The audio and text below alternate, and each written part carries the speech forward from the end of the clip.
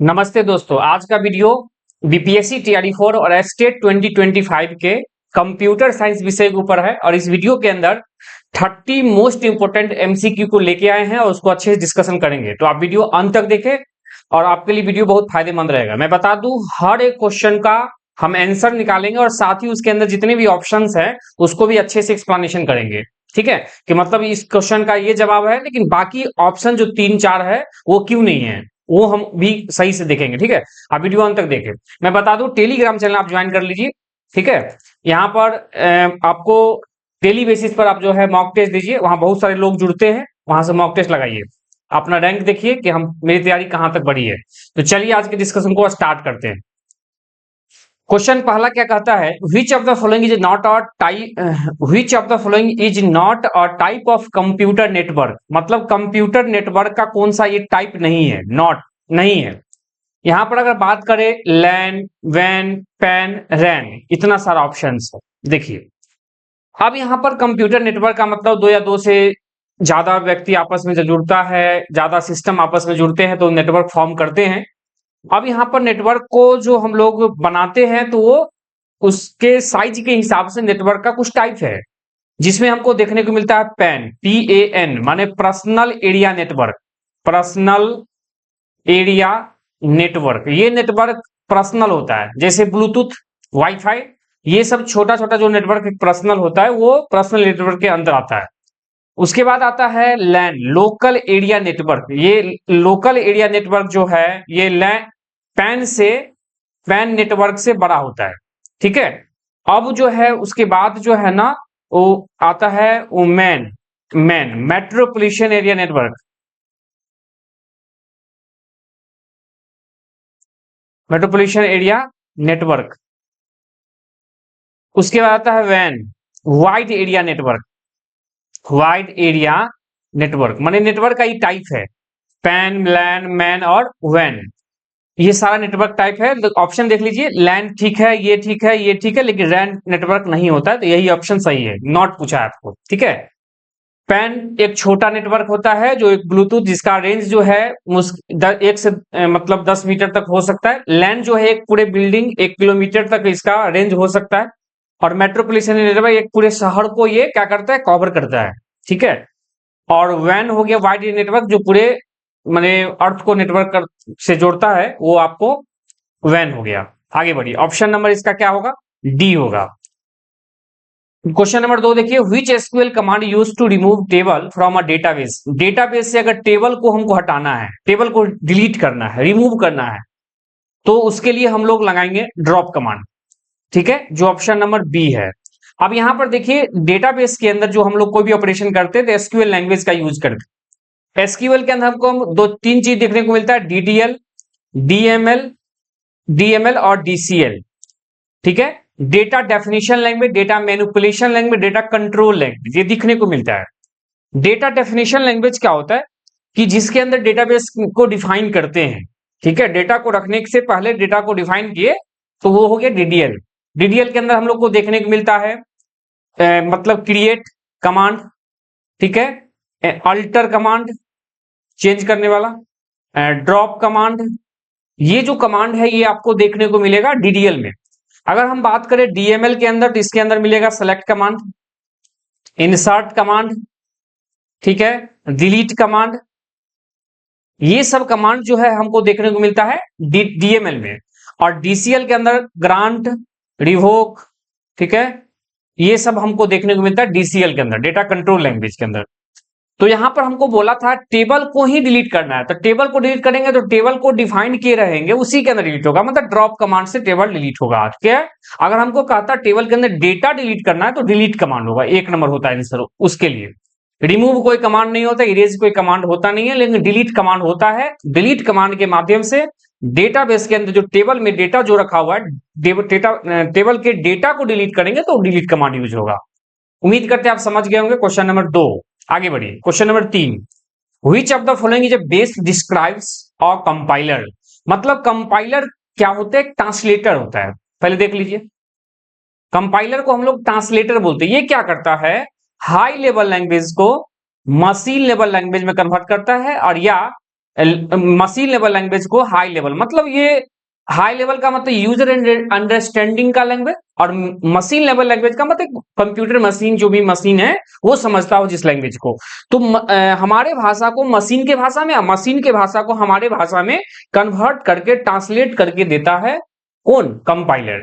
तो इसका आंसर देख लीजिए, पहला है translate high level language to machine code, यही आंसर हो जाएगा ऑप्शन नंबर ए।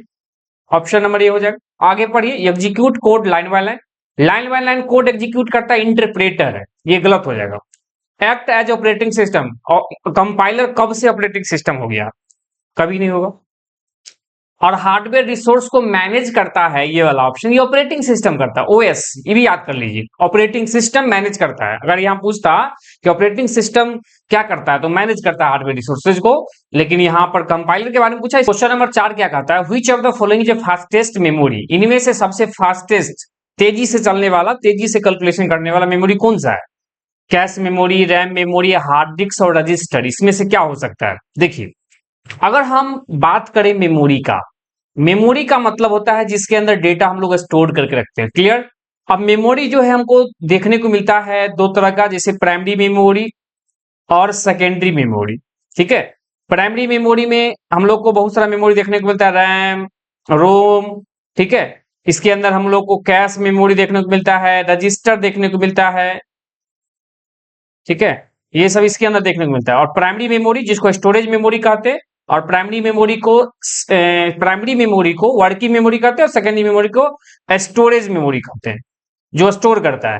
इस मेमोरी के अंदर हम लोग को देखना मिलता है HDD hard disk drive, SSD solid state drive, pen drive, ठीक है। उसके बाद यहां पर मैग्नेटिक टेप, ठीक है। उसके बाद CD, DVD, ये सब क्या है? सेकेंडरी मेमोरी है। अब यहां बात करते हैं सबसे फास्ट मेमोरी क्या है। तो सबसे फास्ट मेमोरी जो है रजिस्टर मेमोरी है, ठीक है। जो मेमोरी, रजिस्टर मेमोरी सबसे फास्ट मेमोरी कहलाता है। उसके बाद हम लोग कैश मेमोरी की बात करते हैं, फिर रैम रोम है, और फिर सेकेंडरी मेमोरी की तरफ आते हैं। स्टोरेज क्षमता सबसे कम होता है रजिस्टर का, और सबसे ज्यादा सेकेंडरी मेमोरी के अंदर होता है। और जिसका स्टोरेज क्षमता जितना कम है वो मेमोरी उतना फास्ट है, माने रजिस्टर मेमोरी की क्षमता कम है, इसलिए रजिस्टर मेमोरी सबसे फास्ट है, तो इसलिए इसका आंसर हो जाएगा ऑप्शन नंबर डी। आगे बढ़िए। अब एक बात और थोड़ा बात कर ले, ये कैश मेमोरी जो होता है ना, ये कैश मेमोरी, इसको सीपीयू और रैम के बीच में लगाते हैं। जैसे ये सीपीयू है, सीपीयू के अंदर हम लोग को देखने को मिलता है रजिस्टर मेमोरी, याद रखिएगा सीपीयू में ही रजिस्टर मेमोरी होता है जो एग्जीक्यूट करवाता है, और सीपीयू और रैम के बीच में एक मेमोरी हम लोग लगा देते हैं उसको फास्ट रखने के लिए, ठीक है, फास्ट करने के लिए कंप्यूटर सिस्टम को, वो रजिस्टर मेमोरी कहलाता है। मतलब डेटा रैम से उठेगा डायरेक्ट सीपीयू में जाके वो कैश मेमोरी में लोड होगा, और कैश से फिर सीपीयू में जाएगा, और फिर जो प्रोसेस हो जाएगा एग्जीक्यूट हो जाएगा, फिर कैश में रखेगा, फिर कैश से रैम में जाएगा। तो इसका स्थान याद रखिएगा, पूछा जा सकता है कि कैश मेमोरी कहाँ रहता है। रैम रैंडम एक्सेस मेमोरी, ये वोलाटाइल मेमोरी है, वोलाटाइल मेमोरी है। इसके अंदर जो डेटा है जब तक बिजली ऑन है, पावर ऑन है, तब तक रहेगा, उसके बाद वो डिलीट हो जाता है। और हार्ड डिस्क जो है परमानेंट बेसिस पे डेटा को स्टोर करके रखता है, ठीक है।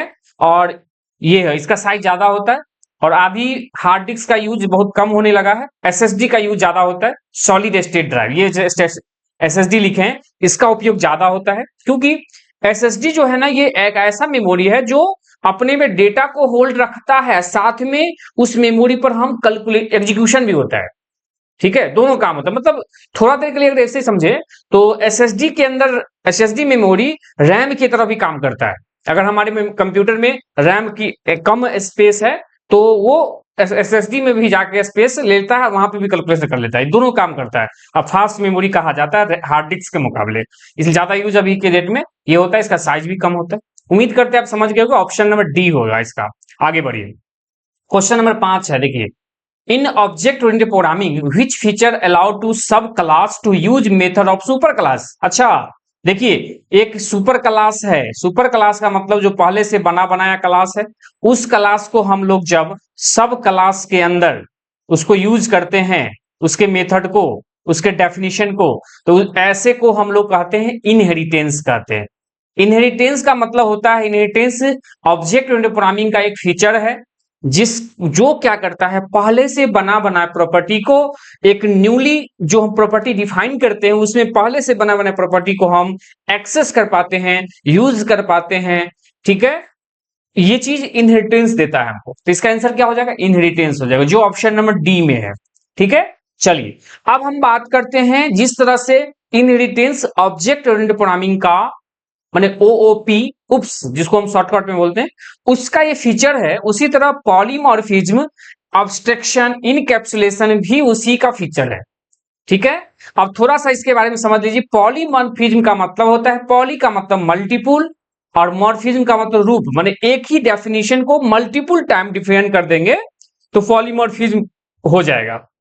पॉलीमॉर्फिज्म एक प्रॉब्लम है एक प्रोग्राम का, क्योंकि मल्टीपल डिफिनेशन सेम नाम से है तो उसमें कंपाइलर कंफ्यूज हो जाता है किस फंक्शन को कॉल करना है, किस मेथड को कॉल होना है, क्योंकि सेम टाइप रहेगा। ठीक है, जैसे मान लीजिए क्लास के अंदर मोहन नाम का लड़का 4 है तो फिर किस मोहन को कॉल करेंगे, थोड़ा कंफ्यूजन हो जाएगा। तो वही चीज पॉलीमॉर्फिज्म है, इस समस्या को पॉलीमॉर्फिज्म दूर करता है। हम लोग को पॉलीमॉर्फिज्म दो तरह का देखने को मिलता है, कंपाइल टाइम पॉलीमॉर्फिज्म और run time polymorphism. Compile time में आपको पॉलीमॉर्फिज्म में दिखेगा फंक्शन ओवरलोडिंग या मेथड ओवरलोडिंग भी कहते हैं, और रन टाइम पॉलीमॉर्फिज्म में फंक्शन ओवरराइडिंग या वर्चुअल फंक्शन, ये चीज आपको रन टाइम पॉलीमॉर्फिज्म में देखने को मिलता है। आगे बढ़िए, अब एब्स्ट्रक्शन की बात करते हैं। एब्स्ट्रैक्ट मतलब छुपा होना। ठीक है, जैसे क्लास के अंदर जो डेटा मेंबर है, मेंबर फंक्शन है, वो उसके अंदर छुपा होता है, हाइड होता है। क्लियर, वो एब्स्ट्रक्शन कहलाता है। एब्स्ट्रक्शन एब्स्ट्रैक्ट से बना है, जैसे कोई मेथड है जिसके पास सिग्नेचर तो है, उसके अंदर डेफिनेशन नहीं है, एब्स्ट्रैक्ट है, छुपा हुआ है, वो एब्स्ट्रक्शन कहलाता है। और इनकैप्सुलेशन माने हाइड होना, इनकैप्सुलेट होना। इसको अगर समझेंगे तो एक क्लास के अंदर डेटा मेंबर मेंबर फंक्शन उस क्लास में हाइड होता है, छुपा होता है, वो इनकैप्सुलेशन हो गया। ठीक है, थोड़ा देर के लिए अगर देखें एब्स्ट्रक्शन और इनकैप्सुलेशन सेम दिखता है लेकिन थोड़ा अंतर है दोनों में। ठीक है, ये चीज है। आगे बढ़िए, question number 6, which of the following is not an operating system. देखिए ऑपरेटिंग सिस्टम को हम लोग सोल ऑफ कंप्यूटर कहते हैं, सोल ऑफ कंप्यूटर कहते हैं ऑपरेटिंग सिस्टम को, क्योंकि ऑपरेटिंग सिस्टम के माध्यम से ही जितने भी कंप्यूटर के अंदर कंपोनेंट है, हार्डवेयर डिवाइसेज हैं और जितने भी सॉफ्टवेयर है उसके अंदर सबको वो मैनेज करने का काम करता है। ठीक है, ये चीज है। तो ऑपरेटिंग सिस्टम आपको बहुत सारा देखने को मिलता है, जैसे यूनिक्स है, लाइनिक्स है, यूनिक्स लाइनिक्स होगी, ओरेकल एक डेटाबेस है। ये क्या है, एक डेटाबेस सॉफ्टवेयर है, डेटाबेस सॉफ्टवेयर, इसलिए ये आंसर सही होगा। ऑप्शन नंबर डी इसका सही जवाब होगा, क्योंकि ऑपरेटिंग सिस्टम ओरेकल नहीं है, याद रखिएगा। विंडोज ये जो ऑपरेटिंग सिस्टम है इसके अंदर हम लोग को फैसिलिटी देखने को मिलता है जीयूआई, ग्राफिकल यूजर इंटरफेस, और ये लाइनेक्स यूनिक्स जो है ये कमांड बेस्ड ऑपरेटिंग सिस्टम है, कमांड बेस्ड ऑपरेटिंग सिस्टम। ठीक है, लेकिन इसमें भी जीयूआई का आ गया है, जैसे काली लिनक्स ये सब, लेकिन एक्चुअल में इसमें जो काम होता है वो कमांड से बेस्ड होता है। लेकिन ज्यादातर पूरी तरह से हम लोग को GUI based operating system Windows देखने को मिलता है, जिसका वर्जन अभी जो हम लोग विंडो 12 यूज करते हैं। अभी विंडो 12 उतना अभी रनिंग में आया नहीं है, लेकिन विंडो 11, उससे पहले जाएंगे 10, 8.1, 8, फिर उससे 7, इस तरह से विंडोज का ऑपरेटिंग सिस्टम अवेलेबल है। आगे बढ़िए, क्वेश्चन नंबर 7 का था, which layer of the OSI model is responsible for encryption and compression. देखिए इनक्रिप्शन क्या होता है, इनक्रिप्ट का मतलब क्या होता है, जैसे हम लोग अगर देखिए क्या होता है, कहीं पर बोलता है क्या पासवर्ड फिल करिए, तो जब इस बॉक्स में पासवर्ड फिल करते तो वहां पर क्या होता है, स्टार स्टार जाता है, स्टार स्टार। ये क्या है, जो हम टेक्स्ट दे रहे हैं ना उसको इनक्रिप्ट कर दे रहा है, हाइड, मतलब वो इनक्रिप्ट करने मतलब हो गया कि उसको हाइड कर देना, उसको एक अलग कोड से रिप्रेजेंट कर देना, इनक्रिप्ट कहलाता है। और इसी चीज को डिक्रिप्ट करेंगे तो वो जो कोड जो सिंबल्स है उससे हम कोड निकाल देंगे एक्चुअली क्या था पासवर्ड। तो इंक्रिप्शन डिस्क्रिप्शन का जो काम होता है वो कहां देखने को मिलता है, प्रेजेंटेशन लेयर पर। प्रेजेंटेशन लेयर जो होता है वो उसके अंदर हमको इंक्रिप्शन डिक्रिप्शन या कंप्रेशन का काम हमको देखने को मिलता है।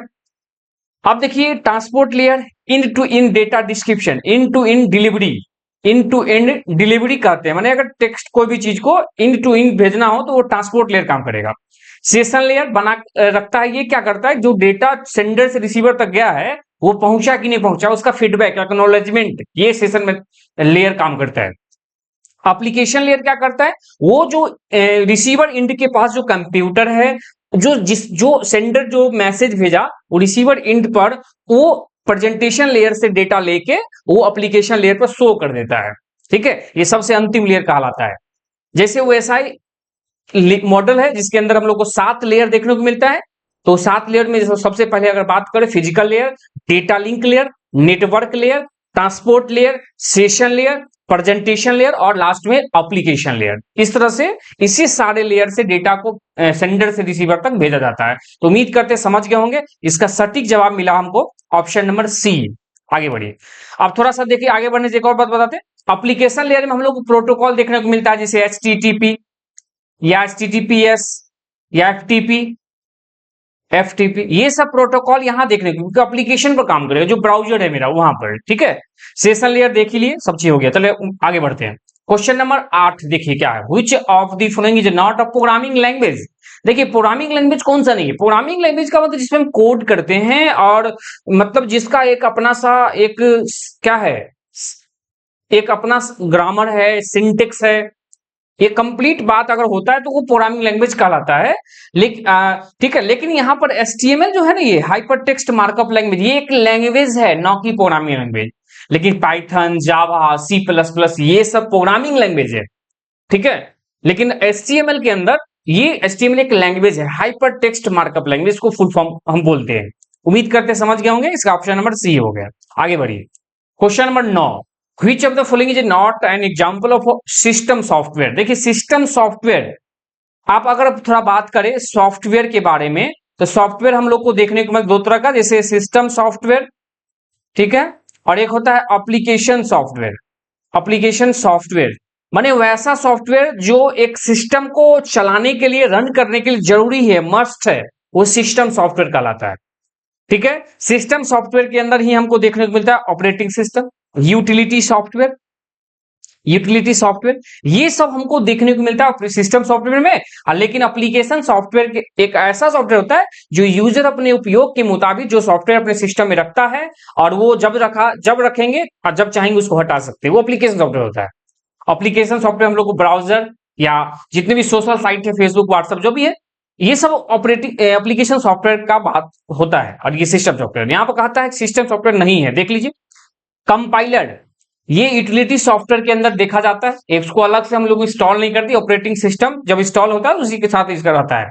ठीक है, ऑपरेटिंग सिस्टम ये सिस्टम सॉफ्टवेयर है। टेक्स्ट असेंबलर ये भी ऑपरेटिंग सिस्टम है, लेकिन आपको टेक्स्ट एडिटर जो है, जैसे नोटपैड प्लस प्लस, ठीक है, या देव C++, ये जो टेक्स्ट एडिटर है जिन्हें पर कोड करते हैं, ठीक है, सबलाइम टेक्स्ट एडिटर, ये सबलाइम टेक्स्ट एडिटर, ये सब एडिटर का नाम बता रहे हैं। ये सब जो है ना, वो सिस्टम सॉफ्टवेयर नहीं है, ये एप्लीकेशन सॉफ्टवेयर है। इसलिए इसका आंसर हो जाएगा ऑप्शन नंबर सी। आगे बढ़ते अगला क्वेश्चन 10। आप 30 क्वेश्चन तक रुके रहे, आपका अच्छे से हर क्वेश्चन का डाउट मैं क्लियर करूंगा, और बैक टू बैक मैं वीडियो लेके आऊंगा। ठीक है, आगे बढ़िए। पॉलीमॉर्फिज्म मैं बता चुका हूं। पॉली का मतलब मल्टीपुल, मॉर्फिज्म का मतलब रूप होता है। तो देख लीजिए, multiple forms of the same function operator, यही आंसर हो जाएगा। माने कोई भी चीज जब सेम नाम से डिक्लेयर करेंगे तो वो हो जाएगा पॉलीमॉर्फिज्म। चलिए आगे बढ़ते हैं। अगला question, question number 11, which of the following is used to uniquely identify record in a database table. माने यूनिकली आइडेंटिफाई करना है एक डेटाबेस के अंदर टेबल। जैसे मान लीजिए एक डेटाबेस का ये टेबल है, इसके अंदर मान लीजिए 3 फील्ड है, एक आईडी है, एक नेम है, और ये एड्रेस है। ठीक है, एक एम्प्लॉय का टेबल हम बना रहे हैं। ठीक है, एम्प्लॉय मान लीजिए 101 कर दिए, ABC कर दिए, MUZ कर दिए। 102 है, मान लीजिए BCD कर दिए, और ये पटना कर दिए मान लीजिए। तो ये जो है ना, ये दो रिकॉर्ड एंट्री किए। इसमें क्या है, एक कंप्लीट कॉलम एट्रीब्यूट कहलाता है। यहां पर 3 एट्रीब्यूट है, आईडी, नेम, एड्रेस। और यहां देख लीजिए, जो आईडी होगा एम्प्लॉय का, वो यूनिक होगा, वो दूसरे से मैच नहीं करेगा। ठीक है, नेम मैच कर सकता है, एड्रेस मैच कर सकता है, लेकिन आईडी मैच नहीं करेगा। तो ये जो आईडी वाले जो कॉलम है, यही इसको हम लोग क्या बना देते हैं, प्राइमरी की बना देते हैं। क्लियर है, तो यहां पर यूनिकली आइडेंटिफाई करना है, तो वो हो जाएगा प्राइमरी की। याद रखिएगा, ऑप्शन नंबर बी सही है। चलिए अब यहां पर आगे बात कर देते हैं थोड़ा सा। फॉरेन की क्या होता है। फॉरेन की का मतलब होता है कि वैसा की जो किसी एक, जब कोई टेबल एक से ज्यादा हो, और कोई एक ऐसा फील्ड जो पहले टेबल में प्राइमरी की हो, और सेकेंड टेबल में भी वही फील्ड प्राइमरी की हो सकता है, लेकिन दोनों टेबल को आपस में एक दूसरे से रिलेट कर देंगे कि मतलब डेटा होगा जो वो इसी का रिसीव करेंगे डेटा जो इस पहले से एंट्री है, तो वो फॉरेन की कहलाता है, उस टेबल को फॉरेन की कहलाते हैं। जैसे देख लीजिए यहीं पर एक एग्जांपल दे देते हैं। अब यहां पर मान लीजिए एक सैलरी नाम, एम्प्लॉय के सैलरी नाम का टेबल बना दिए। अब ये टेबल जो पहले से बना हुआ है, ये टेबल जो पहले से बना हुआ है एम्प्लॉय, वो उसको सैलरी टेबल से जोड़ दिए। अब यहां पर देख लीजिए आईडी अमाउंट, एएमटी अमाउंट दे दिए 101 और 10,000 रुपया दे दिए मान लीजिए। तो क्या हो गया, इंप्लॉय टेबल में आईडी नाम का फील्ड जो है वो है प्राइमरी की, और सैलरी वाले टेबल के अंदर जो आईडी नाम का वो भी प्राइमरी की है। लेकिन हम दोनों को प्राइमरी की बना देंगे तो अलग अलग हो जाए, दोनों को एक दूसरे से रिलेट कर देंगे कि उसी इंप्लॉय को सैलरी देंगे जो मेरे यहां से पहले से रजिस्टर्ड है। तो हम क्या किए, सैलरी टेबल के अंदर जो आईडी नाम का फील्ड है उसको हम क्या किए, फॉरेन की बना दिए। तो दोनों टेबल आपस में क्या हो गया, एक दूसरे से रिलेट हो गया, जुड़ गया। उम्मीद करते हैं आप समझ गए होंगे। कैंडिडेट की का मतलब होता है वैसा कि जिससे कैंडिडेट की पहचान हो सकती है। जैसे आईडी कैंडिडेट की पहचान हो सकती है, मोबाइल नंबर उससे भी कैंडिडेट की पहचान कर सकते हैं, ईमेल आईडी उससे भी कैंडिडेट की पहचान, माने किसी भी टेबल के अंदर जितने भी, एक कैंडिडेट की एक से ज्यादा हो सकता है, एक टेबल में एक से ज्यादा कैंडिडेट की हो सकता है, लेकिन प्राइमरी की एक ही हो सकता, एक ही होगा। कैंडिडेट की मतलब वैसा कि जिसे कैंडिडेट की पहचान होगा, आईडी से भी कर सकते हैं, मोबाइल नंबर से भी कर सकते हैं, ईमेल आईडी से भी कर सकते हैं, ये चीज कैंडिडेट की कहलाता है। और कंपोजिट की का मतलब होता है कि मतलब वैसा कि जो प्राइमरी की माने कैंडिडेट की प्राइमरी की के अलावा जो बाकी जो की बनना है वो तो हो गया कौन सा, वो हो गया आपको अल्टरनेट की। क्लियर।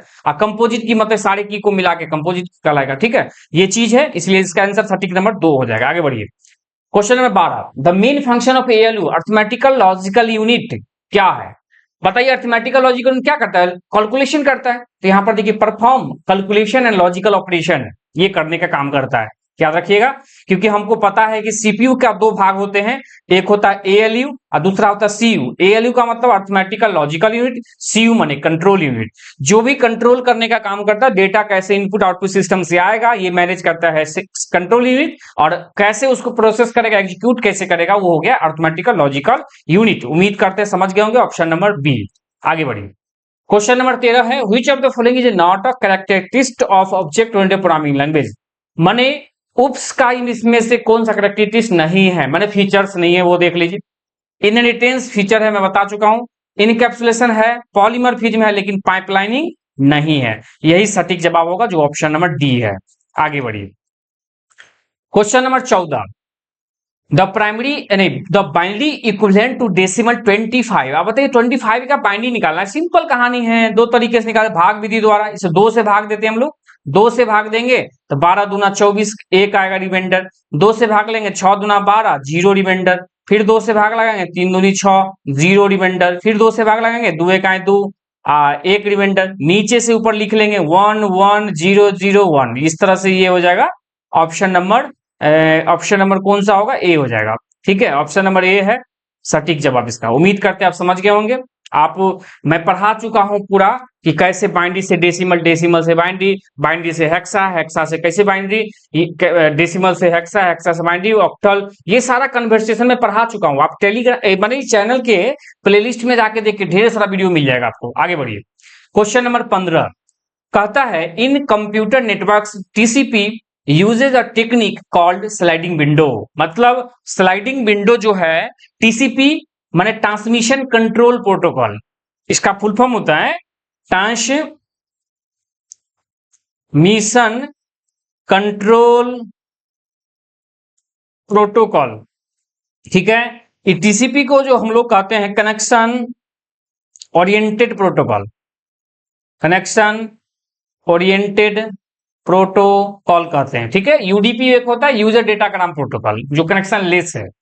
अब टीसीपी जो है ना, ये इसमें कहता है स्लाइडिंग विंडो क्या करता है, एरर डिटेक्ट करता है। स्लाइडिंग विंडो एक टेक्निक है जिसके माध्यम से हम लोग एरर डिटेक्ट करते हैं। जो एरर क्या डिटेक्ट होगा, मतलब जो डेटा भेजा जा रहा है, टीसीपी काम करता है ट्रांसपोर्ट लेयर में, मतलब जो डेटा भेजा जाता है सेंडर से रिसीवर के बीच में, तो वहां पर किसी तरह का फॉल्ट देखने को मिला ट्रेवलिंग के दौरान, तो उसको एरर को क्या करता है, डिटेक्ट करता है। उम्मीद करते हैं समझ गए, इसका आंसर हो जाएगा ऑप्शन नंबर सी। आगे बढ़िए, क्वेश्चन नंबर 16 कहता है इन computer network the protocol used for secure communication over web page देखिए कम्युनिकेशन करना है लेकिन सिक्योर, किस पर, वेब पेज पर। कौन सा प्रोटोकॉल है, तो हो गया HTTPS। इसका फुल फॉर्म हो गया हाइपर टेक्स्ट ट्रांसफर, P माने प्रोटोकॉल, प्रोटोकॉल विथ सिक्योर, याद रखिएगा। माने डेटा को ट्रांसफर करना है लेकिन सिक्योर मोड में, वो HTTPS होगा।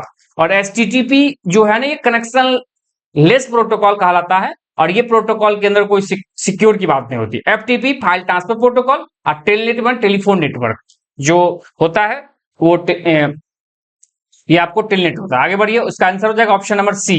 आगे बढ़िए, ऑप्शन नंबर सी ही है। Question number 17, the main disadvantage of link list over array. Array के अंदर ओवर माने एरे के थ्रू अगर हमको लिंक लिस्ट बनाते हैं तो वहां क्या होगा, दिक्कत क्या है। कहता है fix size, random access is not possible, more memory usage. देखिए अब हम लिंक लिस्ट बनाते हैं एरे से, तो फिक्स साइज तो नहीं रहेगा, साइज बढ़ा सकते हैं। हम एरे के बारे में अगर जाने तो एरे तो फिक्स साइज का होता है, लेकिन यहाँ लिंक लिस्ट की बात हो रही है। ठीक है, यहाँ कहता है random access to is not possible, माने अब लिंक लिस्ट जहां आ गया तो वहां तो हम किसी भी पोजीशन से उसके एड्रेस से हम उस एक हर एक नोड को एक्सेस कर सकते हैं। यहाँ कहता है कि रैंडम एक्सेस नहीं किया जा सकता, जो गलत है। माने ये आंसर सही है, मतलब ये डिसएडवांटेज कहा है, माने कौन नहीं है, फायदा नहीं है। अगला कहता है द मोर यूजेज माने ज्यादा यूज होता है इसका, ऐसा कुछ नहीं है। तो इसका आंसर हो जाएगा ऑप्शन नंबर डी, बी और सी दोनों से। आगे बढ़िए, question number 18, which of the following is not a characteristic of object oriented programming language. देखिए क्वेश्चन रिपीट हो गया है, और ये इसका आंसर हो जाएगा पाइपलाइन। ऑप्शन नंबर डी हो जाएगा, क्योंकि इनहेरिटेंस है, इनकैप्सुलेशन है और पॉलीमॉर्फिज्म है, पाइपलाइनिंग नहीं है, इसलिए आंसर हो जाएगा डी। आगे बढ़िए, कहता है question number 19, which protocol use to transfer file between system. File transfer करना है सिस्टम के बीच में, फाइल ट्रांसफर बोल, FTP, बी हो जाएगा आंसर। ठीक है, HTTP hyper text markup language, hyper text transfer protocol, SMTP simple mail transfer. अगर मेल को भेजना है तो SMTP काम करेगा, और ये चीज है। आगे बढ़िए, question number 20, which of the following is not a characteristic operating system. अच्छा, ऑपरेटिंग सिस्टम का कैरेक्टरिस्टिक नहीं है, ये भी लगता है रिपीट हो गया। नहीं रिपीट नहीं हुआ ये क्वेश्चन, अच्छा है। देखिए ऑपरेटिंग सिस्टम का कौन फीचर नहीं है, रिसोर्स मैनेजमेंट, ठीक है देखते हैं आगे। प्रोवाइड यूजर इंटरफेस, यो ठीक देखते हैं आगे। Act as operating interpreter for high level language और प्रोसेस मैनेजमेंट। देखिए सबसे पहले अगर बात करें ऑपरेटिंग सिस्टम की कैरेक्टरिस्टिक्स, प्रोसेस मैनेजमेंट करता है, सही है। रिसोर्स को मैनेज करता है, ये सही है। यूजर इंटरफेस को प्रोवाइड करता है, इंटरफेस, ये भी सही है। लेकिन ऑप्शन नंबर सी देखिए, act as interpreter for high level language, माने हाई लेवल लैंग्वेज के रूप में, इंटरप्रेटर के रूप में काम करता है, जो गलत हो जाएगा। ठीक है, आंसर हो जाएगा ऑप्शन नंबर सी, सटीक जवाब होगा। ठीक है, आगे बढ़ी, क्वेश्चन नंबर 21, इन DBMS में डेटाबेस मैनेजमेंट सिस्टम के अंदर the acid property stands for. Acid जो प्रॉपर्टी है, ए का मतलब होता है ऑटोमेसिटी, सी माने कंसिस्टेंसी, आई माने आइसोलेशन और डी माने ड्यूरेबिलिटी। अब देख लीजिए आंसर क्या होगा, ऑप्शन नंबर ए में दिख रहा है ऑटोमेसिटी, कंसिस्टेंसी, आइसोलेशन, ड्यूरेबिलिटी। अब ये क्या होता है, थोड़ा एक लाइन समझ लीजिए आप। ऑटोमेटिसिटी का मतलब ऑटोमेटिक, मतलब अगर डेटाबेस के अंदर जिस यूजर को परमिशन दे दिए तो वहां पर क्या ऑटोमेटिक डेटा फेच करते रहेगा। ठीक है, ये ऑटोमेटिक कहलाता है, मैंने डेटाबेस का ये फीचर्स है। उसके बाद कंसिस्टेंसी, कंसिस्टेंसी का मतलब हो गया कि अगर डेटाबेस से डेटा निकालने चल रहे हैं तो वो एक कंसिस्टेंसी में, माने एक डेटा दूसरे से रिलेट होते जाएगा। ऐसा नहीं कि डेटाबेस से अगर हम एक स्टूडेंट का रिकॉर्ड निकाल रहे हैं तो वहां पर आईडी यानी स्टूडेंट का रोल नंबर से अगर डेटा फेच कर रहे हैं तो रोल नंबर से बाकी जो डेटा है वो ऑटोमेटिक फेच हो जाएगा, एक कंसिस्टेंस होगा, जुड़ा होगा। आइसोलेशन माने हर एक डेटा एक दूसरे से सेपरेट होगा, माने एक स्टूडेंट नाम के टेबल में बहुत सारे स्टूडेंट का रिकॉर्ड है तो हर एक स्टूडेंट का रिकॉर्ड अपने में एक दूसरे से सेपरेट होगा, आइसोलेट होगा। उसका ड्यूरेबिलिटी माने डेटा जो है ड्यूरेबल होगा, जब तक वो स्टैंडर्ड माने यूजर इंटरफेस तक नहीं पूछेगा डेटाबेस का डेटा, तब तक वो उसमें ड्यूरेशन बना रहेगा, उस सेशन बना रहेगा, ये चीज है। तो इसका आंसर हो जाएगा ऑप्शन नंबर ए। आगे बढ़िए, क्वेश्चन नंबर 22 है, विच of the following is an non linear data structure. देखिए डेटा स्ट्रक्चर दो तरह का देखने को मिलता है, लीनियर और नॉन लीनियर। लीनियर और नॉन लीनियर, लीनियर के अंदर हम लोग को देखने को मिलता है एरे, माने एरे हो गया, उसके बाद आपको स्टैक, क्यू, ठीक है, क्यू, ये सब जो है ना लीनियर डेटा स्ट्रक्चर है। लेकिन आप इधर बात करेंगे ट्री, ग्राफ, ये सब जो है ना वो नॉन लीनियर डेटा स्ट्रक्चर है। तो देख लीजिए सर, एरे लीनियर है, स्टैक लीनियर है, क्यू लीनियर है, लेकिन ग्राफ क्या है, नॉन लीनियर डेटा स्ट्रक्चर है, जो ऑप्शन नंबर डी है। यही आंसर होगा इसका। आगे बढ़िए, question number 22, in software engineering the waterfall model is, software engineering के अंदर जो हम लोग वाटरफॉल मॉडल बनाते हैं, मतलब सॉफ्टवेयर जो डेवलप होता है एक मॉडल के बेस पर डेवलप होता है। मतलब एक मतलब रूल्स है, उसमें आप लोग को इतना समझिए, SDLC, system development life cycle, या इसको सॉफ्टवेयर डेवलपमेंट लाइफ साइकिल भी बोलते हैं। मतलब एक सॉफ्टवेयर को डेवलप करने के, एक सिस्टम को डेवलप करने के लिए क्या एक लाइफ साइकिल होना चाहिए, वो एसडीएलसी कहता है। इसी रूल को फॉलो करके अगर जब हम सॉफ्टवेयर डेवलप करते हैं तो मेरा सॉफ्टवेयर बढ़िया ढंग से डेवलप हो पाता है। इस सॉफ्टवेयर को एसडीएलसी के अंदर हम लोग को ढेर सारा मॉडल देखने को मिलता है, जिसके अंदर हम लोग वाटरफॉल मॉडल, वाटरफॉल मॉडल का मतलब हो गया इसमें एक फेज कंप्लीट होने के बाद, एक फेज कंप्लीट होने के बाद दूसरा फेज स्टार्ट होगा। जैसे देखिए, मान लीजिए इसके अंदर एसडीएलसी के अंदर जो है 5 फेज देखने को मिलता है। कौन कौन? रिक्वायरमेंट एनालिसिस, उसके बाद डिजाइनिंग, ठीक है, कोडिंग, ठीक है, टेस्टिंग और मेंटेनेंस। ये 5 फेज देखने को मिलता है। मतलब एक फेज कंप्लीट होने के बाद ही दूसरा फेज स्टार्ट होगा। मैंने रिक्वायरमेंट, किसी सॉफ्टवेयर डेवलप करेंगे तो सबसे पहले रिक्वायरमेंट की एनालिसिस कर लेंगे। जब वो कंप्लीट हो जाएगा कि सॉफ्टवेयर में क्या क्या चाहिए, कैसे चाहिए, ये सब चीज, तब उसका डिजाइनिंग करेंगे। जब डिजाइनिंग फेज उसके अच्छे से उसका एक रिव्यू तैयार कर लेंगे, डिजाइन कर लेंगे, एक सैंपल तैयार कर लेंगे, तब उसका कोडिंग करेंगे हम लोग, उस पर डेवलप कर कोडिंग करेंगे। फिर कोडिंग हो गया तो फिर क्या करेंगे, टेस्टिंग करेंगे, चेक करेंगे सही से काम कर रहा है कि नहीं कर रहा है। फिर उसके बाद मेंटेनेंस करते रहेंगे दिन पर दिन। तो ये चीज एसडीएलसी का वाटरफॉल मॉडल है। मतलब एक फेज कंप्लीट होगा, दूसरा फेज स्टार्ट होगा। यहां देख लीजिए, कहता है इसमें सॉफ्टवेयर माने इंजीनियरिंग के अंदर वाटरफॉल मॉडल क्या है, iterative and incremental, linear sequential और एंजिल लीनियर सीक्वेंशियल होगा, लीनियर चलेगा सीक्वेंस में 1 बाय 1 करके। रिक्वायरमेंट के बाद डिजाइनिंग, डिजाइन कर कोडिंग, कोडिंग में टेस्टिंग। ऑप्शन नंबर बी होगा सही जवाब। आगे बढ़िए, question number 24, in computer network the device that regenerate and amplify signal. देखिए, रीजनरेट माने कोई सिग्नल जब वीक होने लगता है, जब सिग्नल को माने सेंडर से रिसीवर तक दूर तक जब भेजना पड़ता है माने सिग्नल को, तो वहां पर बीच में हो सके सिग्नल जो है ना कमजोर होने लगे, तो वहां पर उसको क्या करेंगे, एम्पलीफाई करेंगे, बढ़ाएंगे सिग्नल को, और रीजन माने इन सिग्नल को बढ़ाएंगे और फिर क्या करेंगे, रीजनरेट करेंगे। तो ऐसा कैपेसिटी जो है रिपीटर के पास होता है। याद रखिए, नाम है रिपीटर, रिपीट करना माने सिग्नल को रिपीट करना, रीजनरेट करना है। ऑप्शन नंबर सी सही जवाब होगा। आगे बढ़िए, question number 25, in C plus plus which of the following is can't be inherited. माने कहता है सी प्लस प्लस के अंदर किसको इनहेरिट नहीं कर सकते हैं, मेंबर फंक्शन को, कंस्ट्रक्टर को, डेटा मेंबर को, डिस्ट्रक्टर को। अब देखिए, इसमें से किसको इनहेरिट नहीं किया जा सकता है, ठीक है। मेंबर फंक्शन को इनहेरिट कर सकते हैं, अगर एक क्लास के अंदर दूसरा क्लास बना हुआ है तो जो मेंबर फंक्शन उसको इनहेरिट कर सकते हैं।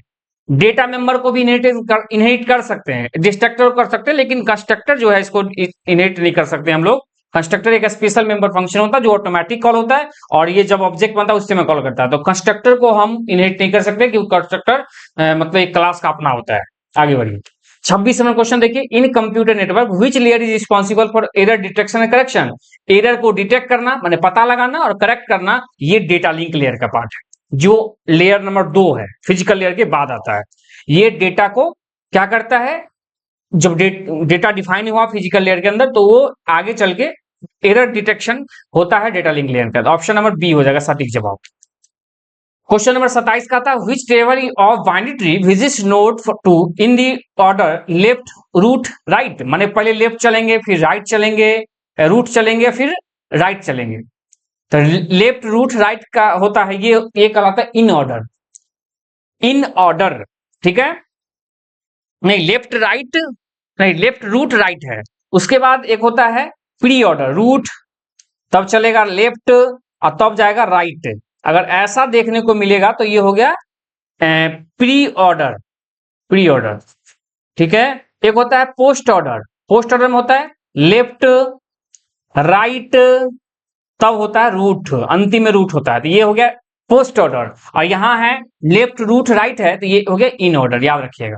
ऑप्शन नंबर बी सही जवाब है। Question number 27, which C operator is used to access structured member using pointer। Pointer जो है स्ट्रक्चर के मेंबर को पॉइंटर के थ्रू एक्सेस करना हो तो हम लोग एरे यूज करते हैं, ठीक है। जैसे यहां देख लीजिए, एक स्ट्रक्चर बना हुआ स्टूडेंट नाम का, इसमें एज नाम का एक वेरिएबल है, डेटा मेंबर है, एक स्टूडेंट, इसी स्ट्रक्चर का जो स्टूडेंट नाम का स्ट्रक्चर है उसको हम 20 साइज का बना दिए एरे, और उसको क्या किए हम पॉइंटर टाइप में डाल दिए उसको पीटीआर में। पीटीआर डॉट, यही देखिए पीटीआर डॉट नहीं एरो, ये dot arrow, PTR pointer variable, और एज एजीई उस पॉइंटर का, पॉइंटर किसका है स्ट्रक्चर का, स्ट्रक्चर के मेंबर से का, तो ये करता है, इस तरह से होता है, याद रखिएगा इस एग्जांपल को। आगे बढ़िए। Question number 29, in C plus plus which keyword used to define a constant variable value. Constant variable const, simple const variable लगा देंगे किसी वेरिएबल के पहले, तो कांस्टेंट, जैसे देखिए int x इक्वल टू 5, इसके पहले लगा दिए कांस्ट, ये कांस्टेंट वेरिएबल बन गया। अगर आगे चल के हम x बराबर 6 लिख देंगे तो एरर दे देगा, कहेगा ये कांट बी मॉडिफाइड, ठीक है। फाइनल माने वेरिएबल को बनाएंगे, उसको वैल्यू फिर दोबारा चेंज नहीं करेंगे, ये यहाँ पर नहीं है, ये आगे चल के पता चलेगा। फाइनल हम लोग डेटा मेंबर बनाते हैं, मेंबर फंक्शन भी बनाते हैं, ये चीज है, इसका आंसर हो जाएगा लेकिन ऑप्शन नंबर ए। आगे बढ़िए, अंतिम क्वेश्चन है, which of the following is not advantage of object oriented programming language। Object oriented programming का कौन सा एडवांटेज नहीं है, इनकैप्सुलेशन है, इनहेरिटेंस है, पॉलीमॉर्फिज्म है, लेकिन ये प्रोसीड्यूरल एब्स्ट्रैक्शन नहीं है, ठीक है। प्रोसीड्यूरल एब्स्ट्रैक्शन नहीं है, जो ऑप्शन नंबर ए होगा। उम्मीद करते हैं आपको ये वीडियो अच्छा लगा होगा, आपका डाउट क्लियर होगा। मैं डेली बेसिस पर बैक टू बैक इसी तरह मिक्स क्वेश्चन को करवाता रहूंगा, आप वीडियो में बने रहें। चैनल पहली बार देख रहे हैं सब्सक्राइब कर लें और अपने दोस्तों में भी शेयर करें, क्योंकि अब एग्जाम तक continue back to back video हम इसमें एमसीक्यू और 7 चैप्टर वाइज जो पढ़ा रहे थे उसको भी कंटिन्यू करेंगे। तो लास्ट में जाते जाते मैं बोल दूं, टेलीग्राम चैनल ज्वाइन कीजिए, वहां पर डेली बेसिस पर टेस्ट लगाइए, ठीक है।